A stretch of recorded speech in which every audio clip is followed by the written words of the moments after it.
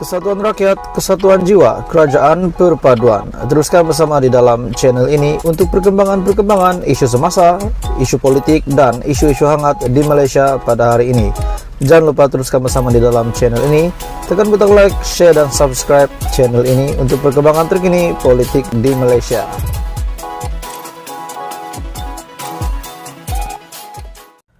Hai semua, salam sejahtera Malaysia, tuan-tuan dan puan semua. Satu yang saya nak kongsi dengan kamu.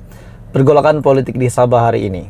Sebenarnya apakah dalang yang berlaku? Siapakah dalang sebenarnya? Dan apa sebab tiba-tiba saja berlaku begini? Tuan-tuan dan puan semua, saya berasa heran. Tiada ribut, tiada angin, tiada hujan, tiada gempa bumi, tiba-tiba saja pergolakan politik di Sabah mengambil tempat, mengambil perhatian ramai. Bukan saja pasal Samsul Yusof nikah lagi, bukan saja pasal Samsul Yusof, tiba-tiba lagi keadaan begini. Pergolakan politik di Sabah menjadi perhatian netizen pada hari ini. Sebelum saya meneruskan, saya meminta jasa baik kamu untuk tekan butang subscribe, like, dan share video ini. Krisis politik di Sabah berpunca daripada Haji G menurut Presiden Warisan. Adakah Warisan tidak mahu menyokong JRS lagi dan mahu menyokong Bung Mokhtar? Itu persoalan dia. Krisis politik yang melanda Sabah hari ini menurut Presiden Warisan adalah berpunca daripada Ketua Menteri Sabah Datuk Seri Haji G Nur sendiri, kata Presiden Warisan Syafiq Abdal. Menurutnya, saya melihat pergolakan kerajaan yang ada hari ini, sebarang kenyataan yang dikeluarkan oleh Haji G akan sedikit sebanyak menimbulkan kekeliruan. Jadi ini berlaku bila Haji G keluar daripada Bersatu dan membuat pengumuman akan menyertai parti. Kita tidak tahu parti mana yang dia nak jadi ketua. Jadi ini menimbulkan kekeliruan. Adakah Syafiq Abdal tidak menyokong Haji G keluar Bersatu? Adakah Syafiq Abdal kita lihat hari ini menyokong Perikatan Nasional? Kenapa tidak menyokong JRS, tidak menyokong Haji G yang pada hari ini menyatakan sokongan kepada Datuk Seri Anwar Ibrahim sebagai Perdana Menteri, sebagai pemimpin di dalam kerajaan perpaduan? Menurutnya di Persekutuan kita ada undang-undang akta anti lompat parti. Kenapa tidak dilakukan di Sabah? Dan inilah keadaan yang kita katakan bahwa perundingan itu tidak dipatuhi. Muhammad Syafiq dengan itu menekankan dari segi pelembagaan negeri Sabah jelas bahwa Haji G bukan ketua parti, malah beliau juga tidak mempunyai parti. Jadi menurutnya, jadi ini yang berlaku bila Haji G keluar Bersatu dan membuat pengumuman akan menyertai parti. Sedangkan hari ini beliau adalah pengurus JRS. Jadi tuan-tuan dan puan semua, adakah Haji G, adakah Syafiq Abdal tidak setuju dengan kenyataan ataupun tindakan Haji G keluar daripada Bersatu? Adakah Warisan menyokong PN pula? Jadi apa komen Anda? Teruskan bersama di dalam channel ini untuk isu hangat seterusnya. Hai semua, salam sejahtera Malaysia. Selamat datang ke channel Fels Lifestyle. Ada yang berpendapat Haji G sudah tiada. Ada yang berpendapat Haji G masih ada, masih relevan untuk menjadi Ketua Menteri. Ada yang kata Haji G sudah tiada sokongan lagi, sudah kurang sokongan majority yang mengakibatkan Haji G boleh dibuang bila-bila masa, boleh dilucutkan jawatan bila-bila masa.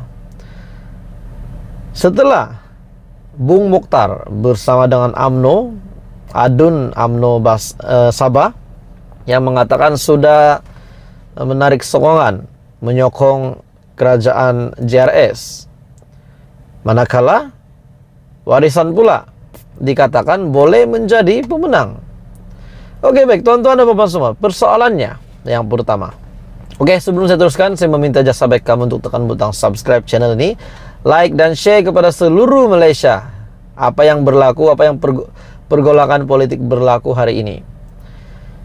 Saya berpikir tuan-tuan dan puan semua, setelah Bung Mokhtar membawa AMNO untuk menarik sokongan, walaupun Shah Helmi membuat kenyataan di antara 5 adun yang tidak menyokong untuk menggulingkan Haji G, tetap Bung Mokhtar membawa UMNO untuk keluar daripada kerajaan JRS menyatakan mereka tidak menyokong lagi HJJ. Oke, sekiranya tidak menyokong, apakah respon daripada yang di Pertuan Agong? Siapakah yang akan menjadi kerajaan seterusnya di Sabah? Siapakah yang akan membentuk kerajaan di Sabah? Setelah JRS kurang sokongan, hilang majority, adakah yang di Pertuan Agong akan memberi cadangan untuk JRS bersama dengan Warisan? Sebab Warisan adalah antara yang kedua terbanyak kursi ADUN, manakala UMNO tidak sebanyak Warisan. Oke, sekiranya andai kata BN Sabah bergabung dengan Warisan, Warisan tak nak bergabung dengan JRS, andai kata saja tuan-tuan dan bapak semua, apa yang akan dinilai oleh Syafiq Abdal sebagai Presiden Warisan? Adakah beliau akan terima Bung Mokhtar?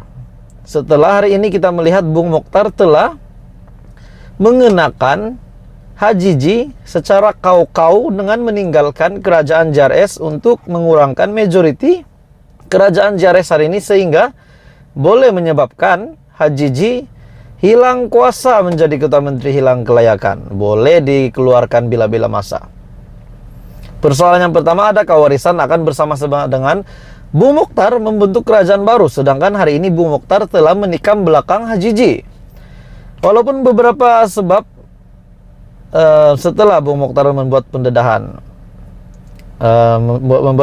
bahwa UMNO Sabah tidak menyokong JRS disebabkan ada undang-undang yang telah dilanggar oleh HJJ.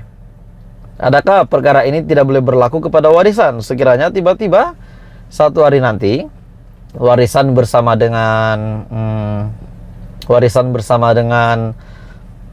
UMNO Sabah untuk membentuk kerajaan, adakah apa yang berlaku hari ini tidak boleh berlaku kepada Warisan dan sekutu baharunya? Dan yang kedua, siapa yang akan jadi Ketua Menteri? Coba kita pikir. Anda boleh komen di bawah, siapa yang akan menjadi Ketua Menteri? Rasa-rasa siapa? Bung Mokhtar? Ataupun Syafiq Abdal? Akhirnya ADUN KDM membuat satu kenyataan di mana HJJ sudah tiada sokongan majority sebagai Ketua Menteri. Kenyataan daripada ADUN KDM. 3 ahli Dewan Undangan Negeri ADUN daripada Parti Kesejahteraan Demokratik Masyarakat KDM percaya pengerusi JRS Datuk Seri HJJ Noor tidak lagi mempunyai sokongan majority sebagai Ketua Menteri. Presiden KDM Datuk Peter Anthony berkata perkara itu merujuk kepada Perlembagaan Negeri Sabah yang menyatakan bahawa Ketua Menteri sebagai Ketua Parti yang mendapat majority bilangan kerusi dalam Dewan Undangan Negeri Sabah ataupun DUN Sabah. Seterusnya di bawah perkara 7 dalam kurungan 1 Perlembagaan Negeri Sabah, ADUN Sulaiman Datuk Seri HJJ Noor hendaklah meletakkan jawatan serta-merta. Jadi tuan-tuan dan puan semua, DUN Sabah yang mempunyai 79 ADUN, yaitu 73 ADUN yang dipilih dan 6 ADUN yang dilantik.